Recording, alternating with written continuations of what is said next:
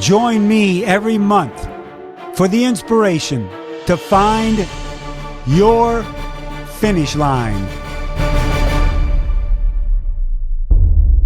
Hello, everyone, and welcome to another edition of Find Your Finish Line presented by Active Ice, the official topical pain relief partner of Ironman.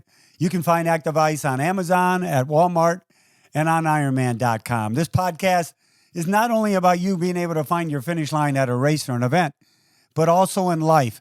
I'll talk to successful people who have jumped over all kinds of hurdles to get to where they are today and make sure they find their finish line. And I am so excited about the show today. I have former world champion, TV commentator, coach, mentor, motivational speaker, Siri Lindley on right now. Hi, Siri. Hello, Mike. I have been looking forward to this. You know how much I love you, and I cannot wait for what's ahead. Well, I love you too. And yeah, our schedules are, some people say they're a joke, which sometimes they are. It's hard to get together and get it all done. But what Siri and I are going to do today, we're going to do like a dueling pianos. We're going to do a dueling podcast interview. I'm going to ask, she's going to ask. I'm going to ask, she's going to ask. So we're going to kind of kill two birds with one stone here and interview one another. I've never done this before. Siri, have you ever done this before? I've never done this before, so we're just going to find our way today. It's going to be fun. I think so. We'll learn a lot, I think, about each other because it's no holds bar. We can ask whatever we want within reason. I say that and go, oh, no, not me, maybe you. You can ask anything, Mike. I know. Okay, we're going to try to pull this off. Well, I'm going to be selfish and say me first. All right, Siri Lindley, what keeps you motivated, and why does your battery never lose its charge? Wow, okay. Well, I could ask you the same question, but, it's this gift of life, especially now. I came so close to losing my life a couple years ago, and now that I am alive, every single moment, I just think about what a gift it is, what a miracle it is, and that gives me energy. Gratitude gives you energy. So that's where I would say I get my charge all day long. The horses as well. We live on a ranch. We rescue horses. They give me energy, and those are probably the two biggest things. What about you, Mr. Mike Reilly? 19 hours at the Hawaii Ironman finish line, at any Ironman finish line. What keeps you going for 19 hours? I don't get it. Sometimes I really don't, and sometimes I don't get it. But then when I get there, Siri, when I'm in the moment, and I see the looks on the athletes' faces when I'm able to proclaim what they are, and know that just like you, everybody's got a backstory that they had struggles. So to be able to tell them that personally, and know that their family and friends are hearing it too, because they've gone on that journey with that person, it makes those hours go by in almost a blink. Sometimes I'll look at my watch and go, oh my gosh, we only have 2 hours to go. And it's just like, what happened? So it's daunting at first. Like right now, when you say that, I've got Ironman Alaska this Sunday, and I'm thinking, oh my God, can I do that again? But then I get there and it's like, okay, here we go. So it's the athletes and their passion when they come across that line. And it feels good to give, I imagine, Mike. Here you are, you're giving a gift to every single one of these competitors. And I don't know about you, but I find that the more I give, the more energy I have. And giving just gives you energy. And you talk, Siri, about energy because obviously you're here. You went through a struggle. What did Siri Lindley learn about herself through that cancer bout?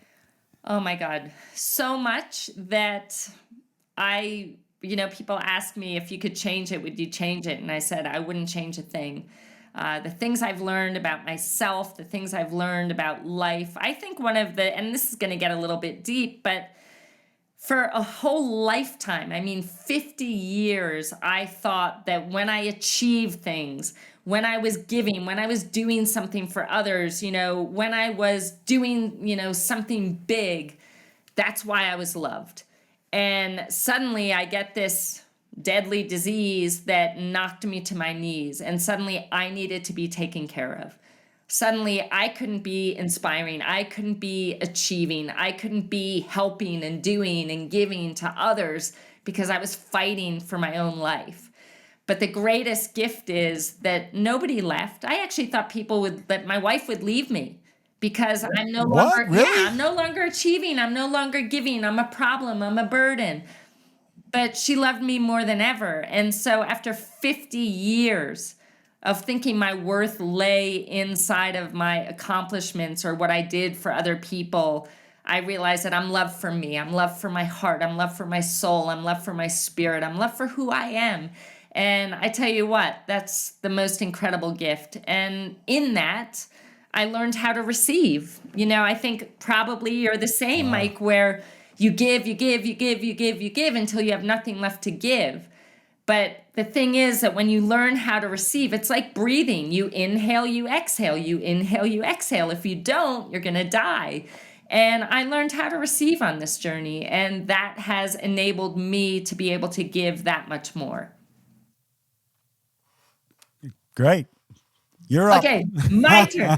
Okay, Mike, you are seeing, every single race, you're seeing these incredible human beings overcoming challenges, achieving things they never thought that they could. What is one challenge that you could look upon as requiring the same amount of grit and belief and persistence as Ironman that has happened in your life? Oh gosh, it's everyday life. Yeah, not every day is a race day and a finish line.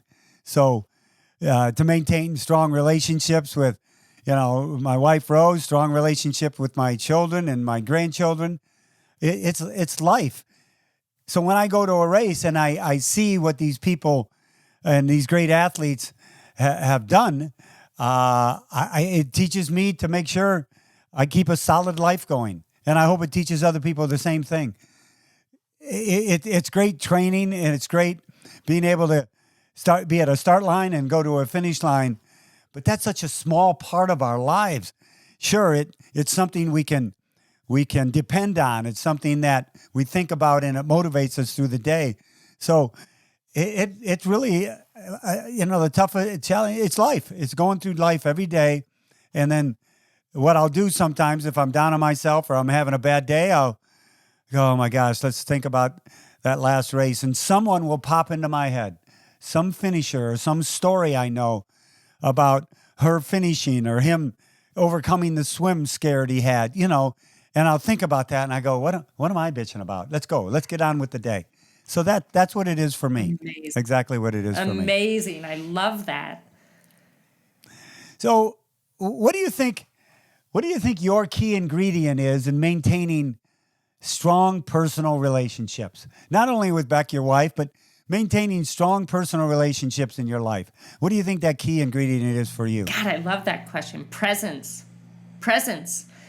And what that means to me is, as I'm here with you, Mike, I am just here with you. I'm not thinking about anything else. I'm not, wondering what's coming next. I'm here with you, and I want to enjoy this experience with you. When I'm with my wife, I am with her completely. I'm listening.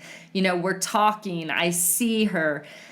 I feel like with anything in life, and it's not just relationships. Think about, for these athletes, a training session.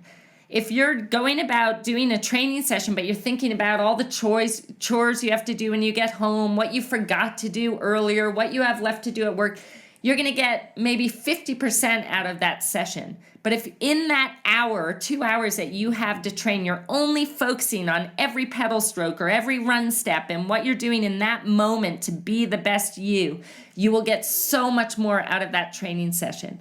And I'll tell you a little story that will be of interest to everyone here.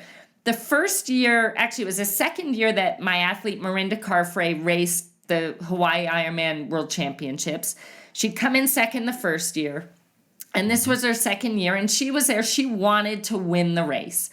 And it's the day before, and I'm thinking, God, what am I going to say in this pre-race, talk that we have tonight? And I walked by this yoga studio, I'd never done yoga in my life, but something drew me inside, and I went into this class. It was a hot yoga class, and I'm falling all over the place, no balance whatsoever. And everyone else is looking like, professional yogi. And I thought to myself, okay, Siri, just like focus only on what this pose is, what your body needs to look like and do in order to stay still. Just be present.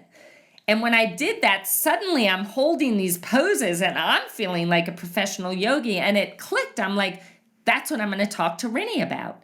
I'm just going to say that this race, if you can just be fully present with yourself and what you're doing in every single moment, string together as many moments fully present with you, and you're going to have an amazing day. And that was my talk, and she ended up winning. That was her first Ironman World Championship. But presence in everything is going to lead you to, the best moments in relationships. It will lead to a deeper, more fulfilling relationship, and it will lead to you performing to the best of your ability if whatever it is that you're doing in any moment, you are fully present for that and that alone. I love it. Presence. I want to ask you the Perfect. same question, Mike. Wait, I forgot the question. So the question is, what is the most important ingredient to creating extraordinary relationships, whether it be with your wife, Rose, with your kids, with your grandkids, or with your work? Not to be selfish, to stay humble. It's very easy when you get into the world of that we're in, and people come up to you and say these great things, and sometimes I think, wow, that I didn't see that coming, and it can fill you up. It fills you up with pleasure and joy that you feel like you're doing a great job, but then all of a sudden, sometimes it can push you on the other side. Hey, I'm a pretty good guy. I do this well, and yada yada yada, and all of a sudden, something else starts losing in your life, whether it is a relationship or something you may say to a friend that you shouldn't have said. So staying unselfish and staying humble, I think that's the two biggest things that I've learned from it all. Because, at the end of the day, when you're having a one-on-one conversation with somebody whom you may have just met or whom you've known for 10 years, it's about them. Mm-hmm. In my life, and when it's about them, it becomes about both of you then. Yeah. Then it's good. It's solid. It's foundational. It is healthy. So I think being unselfish and staying humble are the two things that I always have to tell myself. I always, every day, have to say, come on now, get back to it. Get back to it. Because like all of us, we can wander away sometimes. It's just who we are. It's human nature. And having that in my mind, it kind of brings me back to my center. Amazing. To my center. I love that. My greatest mentor, Tony Robbins, always says, relationships are a place you go to give, not to get. And just like what you just said, when you go to a relationship to give, they're going to want to give back. And that's the only way to go. If you go to a relationship to get something, to receive something, it's never going to work. So I love that, Mike. Amazing. Never going to work. Well, it's fantastic that you mentioned Tony, because I had seen him in Del Mar, oh my gosh, years ago, kind of when he was just starting out. But what I want to ask you is, since you've been on the stage before he's come on stage, you've been on the stage with him, thousands of people in the audience, giving a great talk of motivation and inspiration. What the heck is it like to go on a stage in front of a large audience, in front of Tony Robbins, for goodness sake? Is that a little was it a little daunting first? Very. And I'll start by saying, how did I even get there? And I had no ideas of wanting to be a speaker on stage or anything like that. Never even thought about it. And I'd done a podcast with Tony, his podcast, and it ended up being one of the most downloaded podcasts in the history of his podcast, like 4 million downloads. And he had an event coming up, this Leadership Academy in Coronado Beach, out near where you are. And one of the speakers couldn't speak on that day. So he said, Siri, it's an hour and a half slot. Can you come out and speak? Now, I'd never given a speech in my entire life, but like, you don't say no to Tony Robbins. So I'll never forget, I get to this place, and this was one of his smaller events. There were only 2,500 people, but that was like a lot. And I'm planning and planning for like 5 days, standing behind the curtain before they call my name. And my heart's pounding, I'm sweating, I'm shaking. And I went out there and I didn't say a word of what I had rehearsed, nothing. And I actually don't remember anything that I said for that hour and a half. Now, thank God it went well. And what I learned from that is it's not about whether I do a good job. Did I give a good speech? Did I succeed? How can I be a gift? How can I be a blessing to these people that I have this privilege and honor of being able to speak to on my greatest mentor's stage? And I think that, right after my bone marrow transplant, actually one of the first speeches I did when I was recovering was he did this comeback challenge. And as he's introducing me, sorry, there's a fly.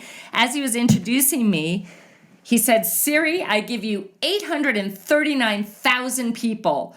And I was just like, I felt like I froze. And I look back, I didn't freeze, but inside I froze. But again, I just had to say to myself, like, it's not about me.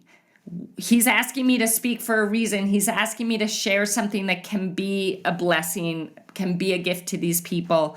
And because if I didn't think that way, Mike, I think I would just panic and freeze. I really do, because it's not something I had trained for or dreamt of doing. But I just feel like it's such a gift. It's such a privilege. This man has truly impacted my life in just the most profound ways. And to be asked to serve on his mission, which is just helping people get out of their own way and live their best lives, it's just the ultimate privilege. So I feel super blessed. I look back, I can't believe that I do what I do, but it really is a privilege. So let me ask you, Mike, when because and I loved your last answer about being humble and staying unselfish, the things that you do and the reason why people come up and thank you for what you've brought into their lives, like that's a responsibility, that the work that you have done and you being as amazingly impactful with the work that you do, does that feel like a big responsibility to you? Does that feel like something that it's a responsibility? Or does it feel like, what does it feel like to you? What meaning do you give it? That's an interesting question, because when you mention the word responsibility, it kind of is a little bit of a negative for me, because it says, all right, I'm responsible for this, and this has to happen this way, and this has to happen, almost like a job or a job interview, or sitting in the cube at work for 8 hours, and I've got the responsibility of getting this report out. So I think I purposely don't think about it as a responsibility. I think about it as an honor to be able to do what I do. And, I break it down, Siri, in simplest terms. They've gone through everything. They've gone through the hell of the training. They've gone through the sacrifice, being away from family. They've gone through the things that other people told them they couldn't do, and they're doing. They've done that. So what I do is I put that exclamation point on the end of their journey. So I think that's why it's so important, because they want someone, sure, their spouses and their kids and their aunts and uncles and friends are going to tell them, oh my gosh, you're fantastic. You finished that sprint triathlon, or you finished that Ironman, or you ran 100 miles, whatever it may be. They know they're going to get that accolades from their family. But for some reason, when I tell them what they want to hear at the finish line, it is like the cake now has icing on it, and I can enjoy it. I've worked that hard, and it's very hard sometimes for me to put it into words. I get emotional about it because of some of the things people have said to me that it's changed their lives. Mike Reilly didn't change their life at the finish line. They changed their lives, and they realized that, but they needed somebody to validate it. And I guess since I've been the voice of validation for so long in this sport, that, they want to keep coming to it. So yes, while it's a responsibility, I don't say to myself, oh my gosh, I've got this responsibility, because then that kind of scares me. Like, it puts me into a different mode that I don't want to be in. I get angst right now thinking about, oh, that's my responsibility. And nobody's ever really, thank goodness, in the sport, or, people that run the events go, Mike, it's a responsibility. You got to call every name. I think if somebody said that to me, I'd freak out. Like, oh my God. So I do what I do from the heart. And I think that takes care of my responsibility. That's how I look at it. Mike, I love that. So it's exactly how I feel. Like you are a gift to these people. You are a blessing. You are, they will forever remember this greatest achievement of theirs. You're there. Some of the, it's interesting, Siri. Some of the, talking at a race and everything, it comes natural. But when I've given speeches or gone on a stage and talk to a group of people, whether they're salespeople or whomever, or technologists, knowing that there may be 2 people out of 1,000 that's done a triathlon, I love that challenge of going in and doing the converting, and showing them there's a different world out there that they can achieve anything they want to achieve because of our sport, because of triathlon, because of the stories I've seen.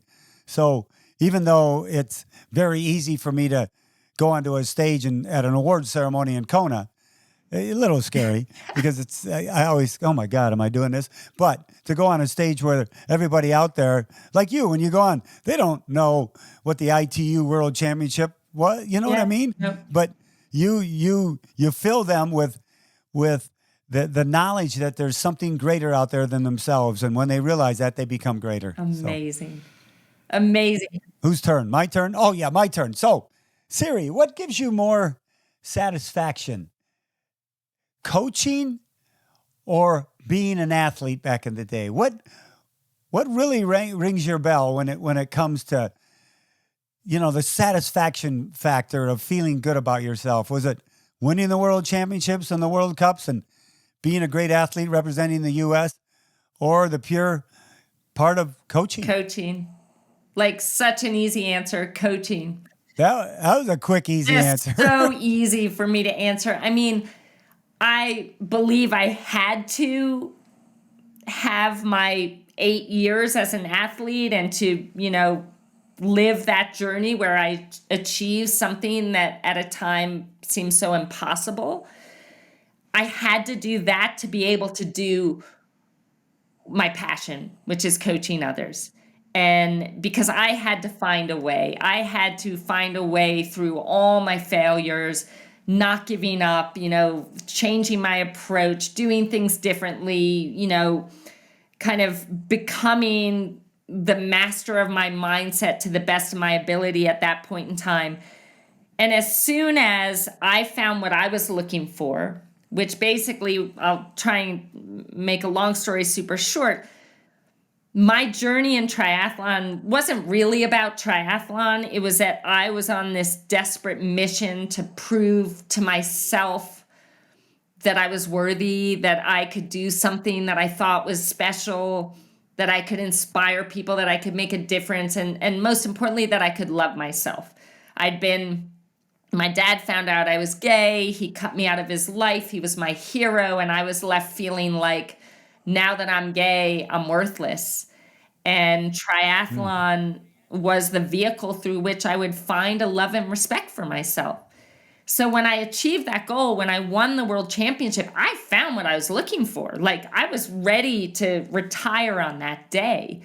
But what happened is, we all have that inner critic that is, not very nice. And I knew that after a couple months, my inner critic would come out and say, well, maybe that was just a fluke.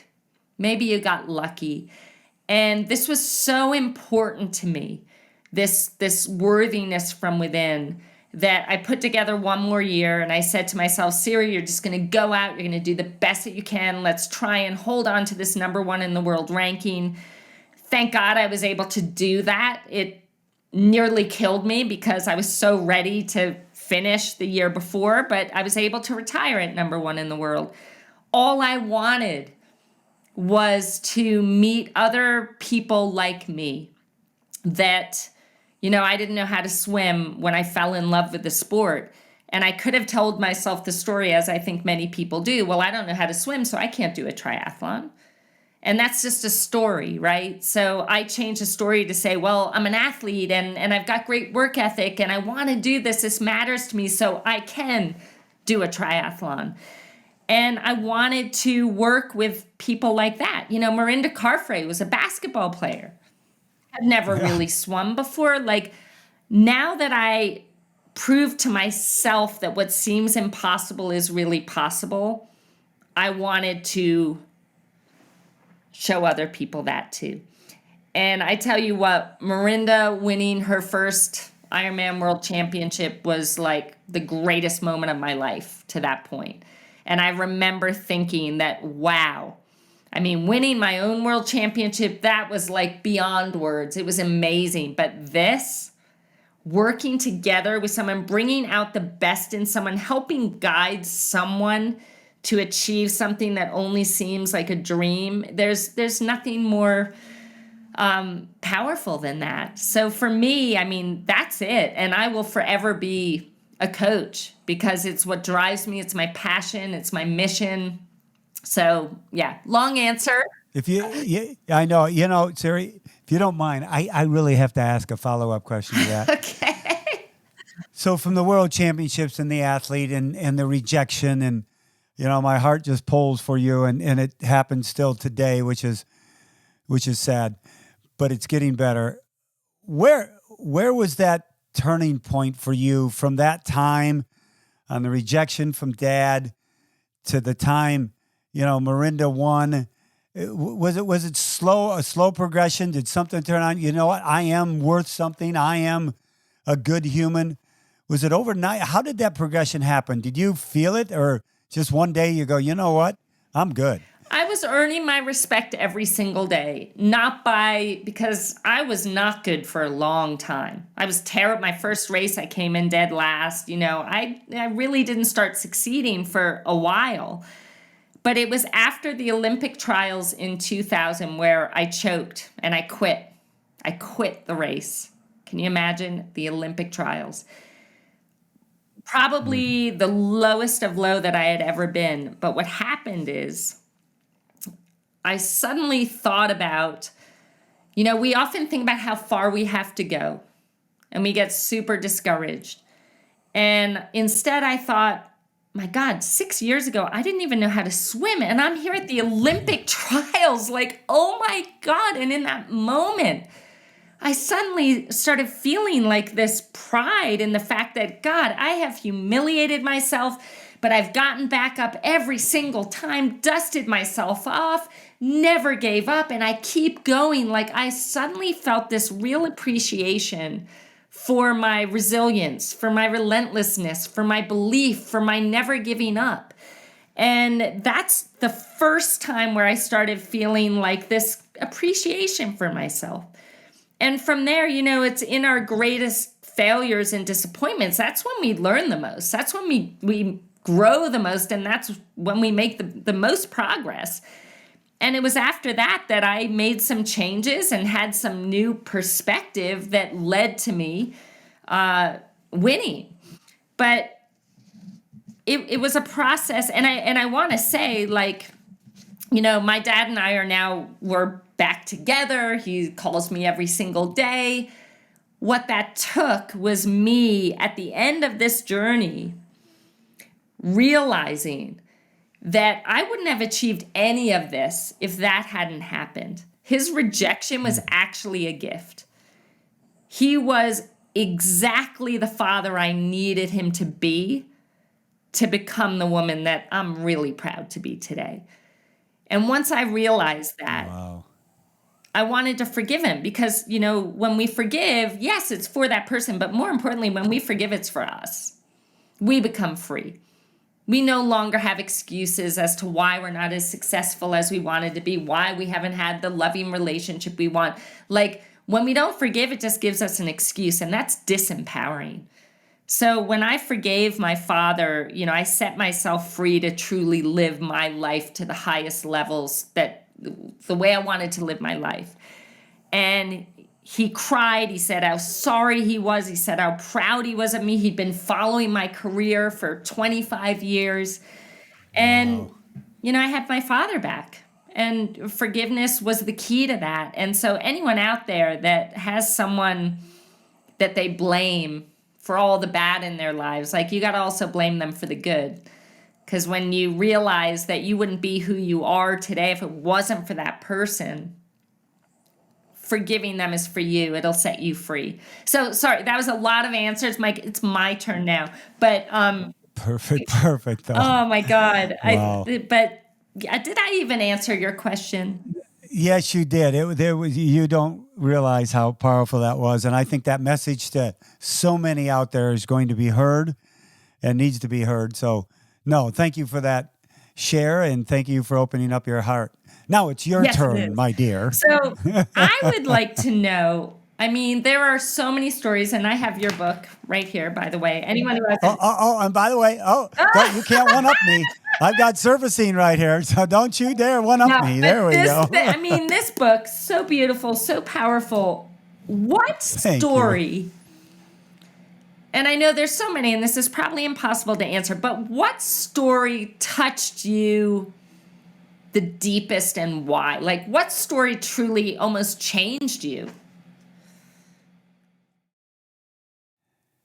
It's the story of Grace McDonald, who we lost at Sandy Hook Elementary, and she was a kindergartner, and meeting her before with her mom and dad and brother at Lake Placid.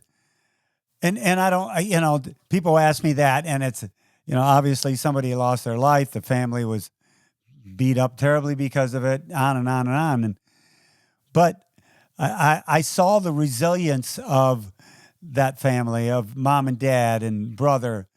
I just called Dad an Ironman again in Lake Placid 2 weekends ago, and Mom was there, and Big Brother was there now. And at every race I wear the Grace wristband, Practice Aloha, with her name on it at every race I announce.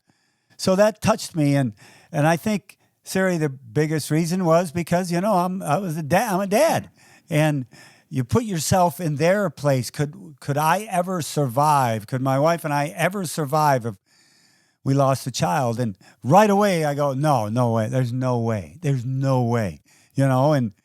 But they did, and they've taught a lot of families in their situation, and ones later on, that there is survival out there. Very difficult, but there's survival out there. So that one really touched me. The other one was Frank Farrar. Frank Farrar would always come to Ironman Wisconsin. I really didn't know a lot about him. I knew he did a lot of triathlons in that area.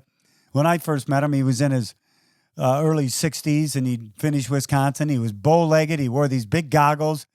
It was almost kind of funny watching him, but talking to him, he was just a joy to talk to. And then the next year I went to Wisconsin. I find out he used to be the governor of North Dakota. And that he owns 5 businesses, and that he flies now, he's in his late 60s, and he's flying his own airplane to the races. That's just what he does. And he just would thrill crowds, and I'd bring him up on the stage at the welcome ceremony to talk to everybody. And he was a man of simple words, but when he said something, it's like everybody was listening. And we lost him. We lost him last year. They did a big ceremony at the Capitol Rotunda in Rapid City, the capital of North Dakota. And the family called me, and I gave a recording, and then I listened to saw the funeral service live from the rotunda of the Capitol, and the first voice I heard was me. They played my tape first because everybody knew he was an Ironman. I broke down like a little baby. I'm going, I don't deserve, they don't, oh my gosh, and the accomplishments of him. So Frank Farrar, in my heart of hearts, he's always going to be with me. And And so those two stories have always stuck with me. But some of the toughest parts was some of the stories I had to leave out because Yeah. I couldn't write War and Peace. But maybe I'll do another I one. think you So need yeah, like stories. 5 more books, Mike, so that you can I don't know capture about all of them. that. I mean, truly. How about if I dictate to you and you do the writing? Jeez, I don't. Oh, nothing. Although it would be fun. That would be fun. I would love to hear all this. Amazing. Hold on, everyone. We'll be right back after a message from our sponsors. I just finished up a run, and Activites, the official topical pain relief partner of Ironman, keeps me going. Don't let strain and pain keep you from your training, keep you from finding your finish line. Activites comes in 3 different applications: roll-on, spray, and gel. Check out all the products on Amazon.com, at Walmart, and Ironman.com, and have Activites help you find your finish line. You are just a bundle of joy. I just love watching I love watching your social media posts on the ranch and the rescue. But you have to have, Siri Lindley has to have down days, or you're going down that hill. What do you do to pull yourself out of it? Yeah, sure. I mean, it happens to all of us, but I made a decision after I survived AML that I didn't want to suffer. I don't want to suffer in my life. Pain happens, but suffering's optional. And so when I find myself feeling not great, I'll ask myself, well, what are you focusing on, Siri? Like, what are you focusing on? And I'll find I'm focusing on something that's missing or that I don't have, or something that somebody else did that I have no control over, or I'm focusing on what I don't want to have happen, or a problem. And in that moment, I advocate for myself, and I was like, well, we don't want to suffer. So instead, I changed the channel to what I have, what I love, what I want to create, what I have all the control over, which is my own experience of life in every single moment. And I get to choose, to focus on possible solutions rather than the problem at hand. So it's redirecting myself, but that takes, standing guard at the gates of your mind and saying, what am I going to let in and what am I not? And so it's true, I have moments, but I won't stay there because I don't want to suffer. And that's up to you. And it's not some special thing I have. Like, each and every one of you can do this. It's you get to decide what to focus on. You get to decide what meaning to give anything that happens to you in any given moment. And you get to decide what to do about it. So focus on things that empower you, like what you have, what you can appreciate, what you love, what you want to create, what you have control over. And that automatically will see you headed in the direction you want to go. And I know that sounds crazy, but Mike, I'm actually writing my second book. I'm writing every word myself, and it's called Finding a Way. And this is something that I had to learn, and I had to become a master of my mindset in this way because I had suffered too much for too long. And we all reach a threshold. And when you realize that it's all in your hands, it is all in your hands. Your experience of life is all in your hands. Once you realize that, it's a matter of saying, okay, well, you know what? I am no longer going to live a story in my life that's a tragedy. I'm going to live a story that will be one of triumph. And it takes conditioning. It takes role playing it. It takes becoming that person that can live that story in life. But this is what I do on a daily basis. In every single moment, I am directing myself to focus on things, give meaning to things that empower me rather than disempower me. What about... I love that. You don't want to suffer. I absolutely love that. Plus, I love your writing again. Oh my gosh, I can't wait for that one. Finished. I can't I wait. finished. It's in the editor's. Really? So my first book, I had an amazing Julia Pollarino help me write the book. Yeah. This time, I decided to do something that was really scary, and I wrote it myself, and it's all done. It just is in the editor's good for hands, you. but super, super excited. It's very vulnerable, but it's an incredible guide on how to find a way through challenge and to find a way towards achieving things that seem impossible. I can't wait to dive into that. So, Thanks Mike, for doing it. Yes. what do you think is the number one thing that Rose fell in love with when she met you? Should I bring No, her in? I want it from your perspective, which I'm sure you know. Sometimes I have a hard time remembering yesterday. We got together 47 years ago. So actually longer than that. We've been married 47 years, but we dated through end of high school and college. So what did she fall in love with Mike Reilly? Oh my gosh. I hopefully would think that just me, she kind of knew who I was. And I was a wrestler and I had some guns, maybe I think we came up, in Toledo, Ohio, in an upbringing that was very similar. And I think we gravitated towards one another. And it was interesting, the whole old cliche of we'll date somebody else in college. But, it worked for a while. And then, boom, we were back together again. I think she realized, like I did, we were just kind of made for each other. I mean, it's just how it was. It was, your friends would say, oh, yeah, Rose and Mike. And not to say we haven't gone through challenging times and, 47 years and raising the kids and now the greatest joy in our lives, the grandkids. But I would think she would say, she just saw something in me in high school. I can tell you what, she saw things in me I didn't know I had. There's no doubt about that. And even to this day, she'll say stuff to me that honestly will piss me off. You know why? Because she's right. And I'm a stubborn Irishman, and sometimes it takes 4 whacks of the baseball bat up the side of the head before I get it. But then at the end of the day, I walk out, oh yeah, she's right. It's just that part of me that I don't like, but it's the part of me that she knows. And so, yeah, I think she just saw things in me that she would like to be with. And I think she was correct because it's been 47 years in August. So oh my God, happy anniversary. Can I add one little question to that? Because I think it's so important. I mean, you hear 47 years. I know we're only 57 years old. It's a great deal. We got married when we were. Oh my God, that's amazing! So you got married when you were 10. I remember that. I was there. I was 5. Yeah. But Mike, what would you say is the secret towards having this wonderful 47-year marriage? And like you said, I mean, let's be real. There's always going to be challenges.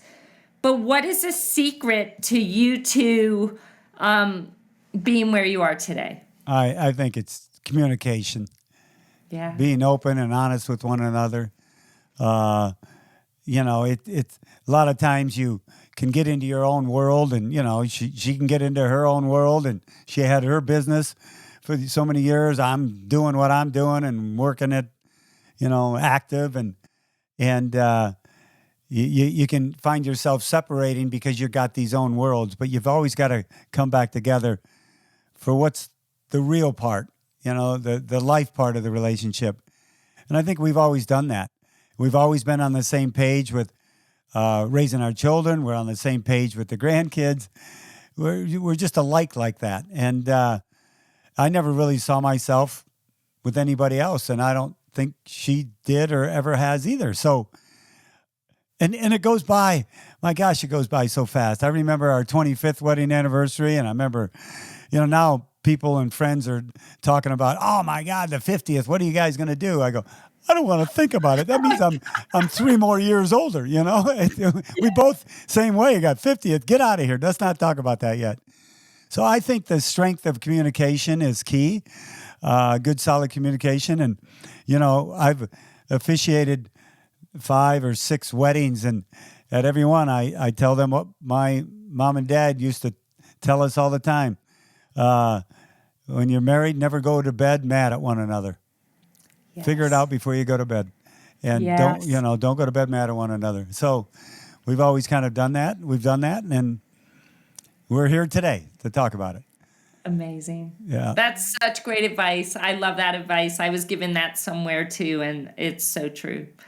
So Siri, true. how do you think our sport is doing out there right now? There's so many different factions in the sport. It's all great. It's all about racing, whether it's Ironman or PTO or a sprint or whatever it may be. But overall, how do you think our sport is doing? I mean, I think, like you said, there's so many amazing different things happening, with Super League and PTO and Ironman and Challenge, all these different opportunities. I think that's amazing. It shows the growth of our sport. It shows, that there's so many different options available for everyone. I think a really good thing about it is that athletes will find themselves at a place where they think about, well, what part do I love the most? Am I doing this for the money over here, or am I doing this because this has been my dream since I was a 13-year-old? And so in some ways, I think having so many different options at first might lead to people being like, well, God, I don't know which direction, I should go in. But I think the gift in that is that it brings them to a place where they have to kind of connect to why they're doing this in the first place and what are they looking to get out of this. Personally, for me, I sometimes yearn for the olden days, where it was simple. And I think the greatest race in the sport forevermore will always be the Hawaii Ironman World Championships. I think it's just, I hope that that's there forevermore and that people always see it as kind of the crown jewel. I don't know. I'm kind of, part of me yearns for the olden days, but another part is like, this is amazing. There's so many different opportunities for people. I get a little nervous. I just want people to stay connected to what matters most to them. What makes them feel alive? What is, why did they do this in the first place? Stick to that, do that. Don't feel like you have to go somewhere because everyone's telling you need to go do this, you need to go do that. Do what your heart is pulling you to do.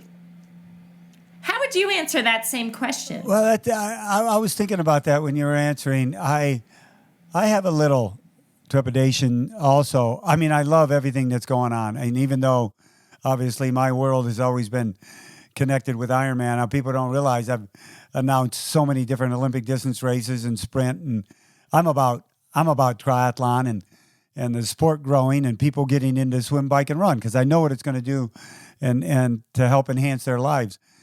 But I also believe that we as a sport need to do a better job of being a little more cohesive and being able to, just like in the marriage I talked about, having that communication factor so people are talking to one another. Competition is good because competition makes one stronger. I've never gone, in my sales career, if someone came along with a better deal and everything, it made you better. You had to get off your ass and go, all right, I've got to do this and do that. So competition makes you better.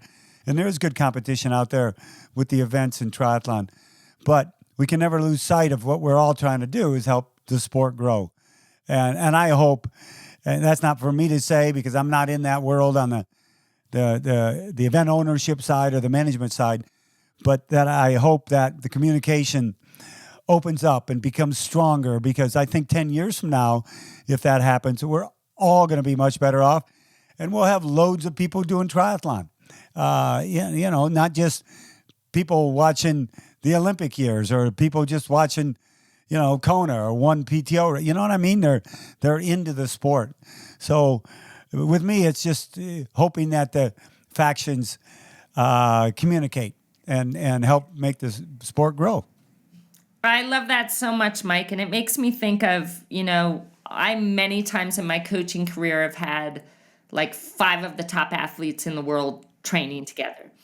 And a lot of times in the beginning of those squads, people would be like, I don't want to train with her. She's my biggest competition. I have to race her next week. Oh my God. And I would say to them, hey, you train together. You are going to be way better than you could ever become on your own. You are going to push each other to become that much more than you could become on your own. And I think that in this situation, what you're saying, and I agree with you 1,000,000%, is together we can achieve so much more. So let's not try and take away from the others or pull away from the others. Let's unite, come together, bring out the best in each other, and witness this sport grow to, levels that it's never been at before. So I love how you said that, and I agree 1,000,000%. Don't see how we can help each other get stronger. See how when we come together, we can achieve so much more. Yeah, there's no doubt. Together, that's the key. So Yeah. why, it's well documented. I'm very aware of it, and so many people are, and your Believe Ranch and rescuing horses and having them on your ranch. Why, how'd that become so very near and dear to your heart, Siri? I mean, totally unexpected. I rescued my horse 5 years ago, and I had nothing to do with horses, didn't know how to ride, didn't know how to take care of a horse. Rescued this horse, and she changed me. What do you mean? You just wanted to go out and find a rescue, or you wanted to have a horse of your own? How'd that? Well, okay, so I had gone out actually to write my book Surf Scene in California in Los Olivos, and every morning I would take my dogs for a walk down the road. And half-mile down the road, there was this little farmette. It was like a 1-acre property with a horse in it. And I would stop and I'd kind of feed the horse some grass. And eventually, we started really forming this connection. And I'd never had a connection with a horse before. What I knew is whenever I left, I'd spend about 15 minutes and I would get home, I would sit down, I'd start writing, and I just felt so centered, so grounded. And when we left, we were driving home from Los Olivos, my amazing wife, Beck, and I said, stop, I need to go into this store. And she said, that's a saddle store. What do you need in a saddle store? And I went in and I bought this cowboy hat, and I came out with this cowboy hat on my head, and she looked at me and she said, oh my God, you look ridiculous. When are you ever going to wear that? And I said, well, I'm manifesting having a horse one day. Turns out we get home, and the same bike ride that I had done every single day for 20 years, I looked to the right and it says Colorado Horse Rescue. I'd never noticed it before. Rode my bike in. I won't tell the rest of the story, but basically a month later I had a horse. And this horse, when you develop a relationship with a horse, you learn so much. First of all, they're mirrors to us. They can read our intention. They validate congruency. Like they require that you be fully present in every single moment. Basically, in these first few months of having this horse, she showed me parts of myself that I never could have imagined existed in me. A courage, a bravery. And then I got sick. And she was a huge part of my healing, not just in preparing me with that bravery and that courage for what I was going to face, but coming out of it too. It would take a whole conversation here to talk about the healing power of the horse. But what I started doing when I got healthy is we started running equine assisted coaching programs here. Basically equine therapy, but I can't call it that because I'm not a therapist. But the things that we see, veterans with PTSD, after years of countless medications and therapy, and, we have one veteran every 22 minutes is committing suicide. Mm-hmm. But equine therapy has proven to not only prevent veterans from committing suicide, but getting them off their medications, preparing them to be able to, effectively take on the talk therapy that is the typical approach. horses, there's a thing with prisons. I don't know if you know much about prisons, everybody, but let me fill you in. Prison reform is like a $65 billion thing. Yet 67% of prisoners end up being rearrested and 52% of prisoners end up being reincarcerated. But they started using this program with wild horses called the whip program, where the idea was that the prisoners were going to gentle the horses. But what ended up happening is the horses gentled the prisoners. And in working together with these horses and learning how to create a relationship, it cut the recidivism numbers in half. So basically 780,000 prisoners did not go back to prison. Wow. So there's true research in the healing power of these beautiful animals. And I totally didn't answer your question, Mike. No, that was perfect. I hope it's just they're super powerful animals, and I feel so blessed to be surrounded by them and to be able to witness their healing of human beings. How many horses can your ranch handle? Well, we have 36 right now. We've saved 196 from slaughter, many of whom have gone on to heal humans through equine therapy. But it's powerful, and you need to come visit. I guarantee I will. I'm putting it where I'm going to be there. I want to see the place. I want to see you guys. I will visit. I promise. Now, Mike, my question for you, what is your favorite, speaking of therapy, what is your favorite personal therapy besides riding your bike? Which I know is yeah. Do you have a guess? Surfing? Oh, it's not like physical, like riding a bike or surfing or anything like that. It's landscaping, architecture. It's taking care of the bottle cactus and all the plants and the succulents. We've got a big yard, and what happens, especially during the pandemic, I would go and buy another plant. I'd learn about it, put it here, put it there, and the yard. It's my domain, and I go out there, and it's funny. I'll say it's 4:00 in the afternoon, and I already did a workout or something. I'll say, I'm going outside. She goes, yeah, you're going to work in the yard. And it's amazing that, and I have a landscaper that she comes and helps and does a lot of big stuff, but I'll cut trees down and do all that. And then I'll fill a full garbage can of, I go, where did this stuff come from?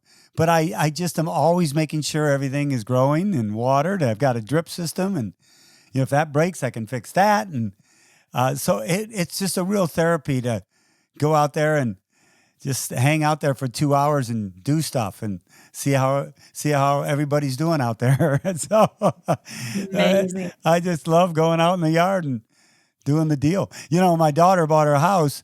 The yard needed work, and I said, Aaron, I'm going to come on over. And okay, Dad, yeah. She had no idea. I brought stuff. I burrowed through that yard. I got rid of crap. I filled 2 big bins up. She goes, what'd you do? I go, you had a lot of crap around the yard, So I just love doing that. It's a good physical workout. I sweat my butt off, but it's my therapy. It really is. Amazing. And I feel like that sets you up to being able to do the same in your life. Like, oh, I'm no longer going to do this stuff, put that away. That's clogging things up. Like, do you find that it kind of translates over into your life? Yeah, it kind of does. You stay organized. You're getting things done when you want to get them done.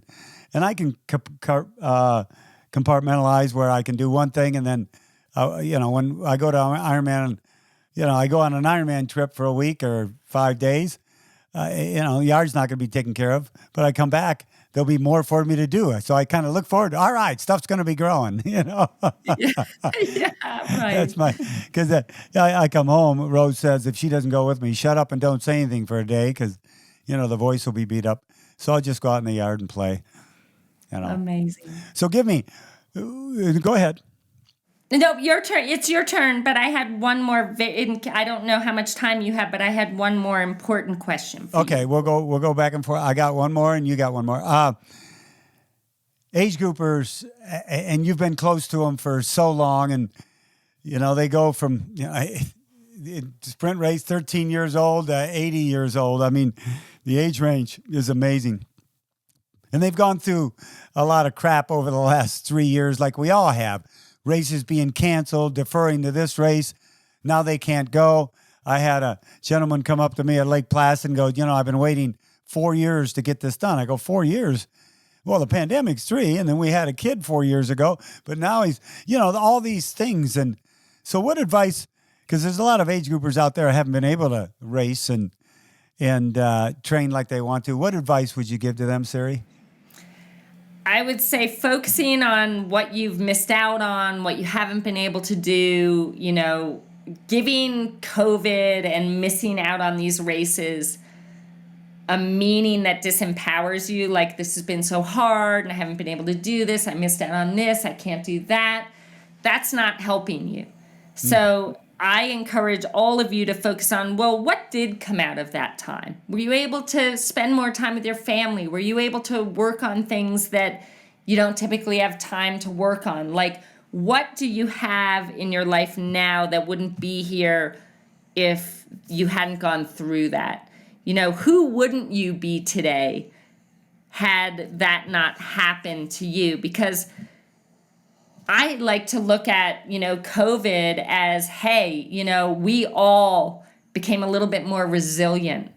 We all became a little bit more creative in how to run our businesses or how to get our workouts in or how to do the things that we want to do. Like, focus on what you have now because of that time.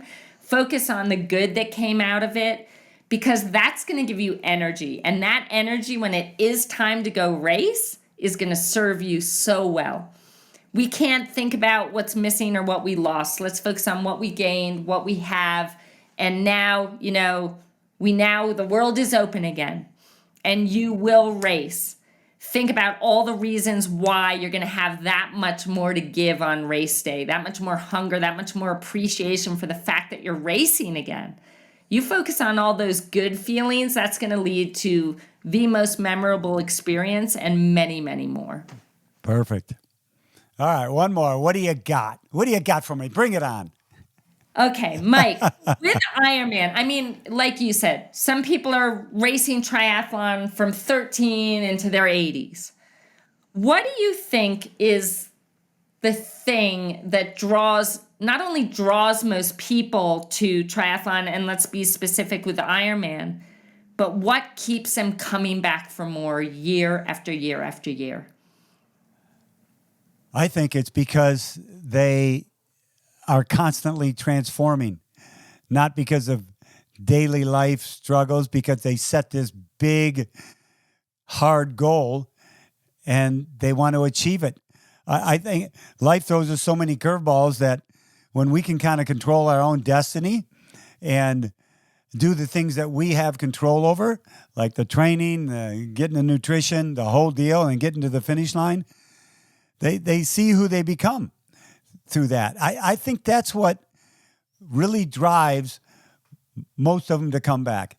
And sure, people have to lapse because things go on in their life, new job, they move, they travel, the kids, the whole deal. But I said it in the book, it's not about you finishing, it's about who you become when you cross that finish line. And they don't always know that. They know during training, especially first-timers, we had 623 first-timers in Lake Placid doing their first Ironman. So you just can imagine the buildup of the anticipation and the nerves and the training when they came to that finish line. And during that time, they were transforming into someone they didn't really know, but they liked them. And then they come through the finish line and they're brand new. And I think every time someone sets a big goal in life and they achieve it, they become someone new. They become someone greater. And that's what racing and endurance event does. That's what Ironman does. They go through the journey. It's tough. It's hard. They want to quit. They find that they may quit sometimes, but then they come back. They keep the journey going. Then they get to the finish line and they go, oh my gosh, I am something else in a good way. So I think it's that aura of them transforming themselves and always finding someone new And we as people love to raise the bar. And once we do, there's another bar that we want to raise. So that's what I think it is, Siri. I think it's that comeback of that feeling of transformation, being able to cope with things, and then getting to the finish line and going, guess what? I am somebody else, and I like them. That is so cool. That's just awesome. Mike, I could talk to you for 10 days, but I don't know if everyone else would want to sit here for 10 days listening, but. Well, when I come out to the ranch, we got all kinds of stuff. I'll get on, you'll put me on one of the bikes. You can yell at me for 2 hours while I'm training, Deal. And I'll ride beside you on my horse. How's that? That's my mode. No, you got to let me ride a horse or two. I got to be able to do that. So 1,000,000%. You can't come here and not do that. So I know. It's a plan. Siri, the Siri Lindley, Mike Reilly, Siri Lindley, back and forth dueling interviews. Thank you very much for this. This was unique, and I loved it. You are a very special person, and you enhance our sport more than you know. And you being able to get up there on stage with somebody like Tony and put out your message, I know it's a blessing, and keep doing it, and I can't wait for that next book. Can't wait. Send me the first copy, okay? Oh, I promise. And Mike, thank you. Thank you for being such an incredible beacon of light in this world, and the gift that you bring so many every single day, including me, just being a part of my life. I thank you so much for that. And I know you're just going to continue shining your light and doing your thing and being a gift to this world. So thank you so much. Thank you, Siri. Give a kiss to Beck for me, too. I will. She sends her love. All right. Thank you, everybody, for another edition of Find Your Finish Line, presented by Active Ice, the official topical pain relief partner of Ironman. Get it on Amazon, at Walmart, at Ironman.com. It is always an honor knowing that you're listening. But remember, the voice in your head, the one telling you to do the things you need to do, that's the one you need to listen to first, because it'll always tell you the truth. Take care of yourselves, everybody. My warmest aloha.